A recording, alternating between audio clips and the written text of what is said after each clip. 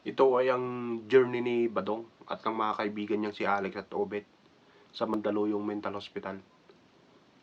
Nung mga nakaraang buwan, binigyan sila ng mga pagsubok ng mga doktor, ngunit hindi sila nakapasa, kaya hindi sila nakalabas. After 6 months, nakitaan sila ngayon ng kakaibang galawan na parang sila'y matitino na. Kaya ang ginawa ng mga doktor, pinatawag silang muli para bigyan ng second chance. Ngayon, nung nandun na sila sa opisina ng doktor, "O, makinig kayo ha," sabi ng doktor. "Ay, opo, sige po, ano po ba yon?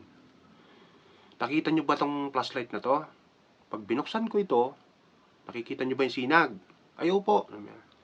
"Diyan kayo tatawid. Kanya, pag nakatawid kayo dyan, pwede na kayong umuwi," sabi ng doktor ngayon. "Ay, maganda po yan, Dok," sabi ni Alex sa ni Obet. "O, sige, simulan nyo na." Di binuksan na ngayon yung flashlight. Dahan-dahan pa naglalakad yung dalawa nauuna. "O, Badong, ayaw pa bang lumabas? Bakit hindi ka sumasabay sa kanila?" "Dok, ginawa mo na naman akong siraulo," sabi nung ni Badong. "Pag naglakad ako dyan, tapos bigla mong pinatay yung flashlight, mahuhulog ako dyan. Talagang hindi ka nag-iisip no, Dok?"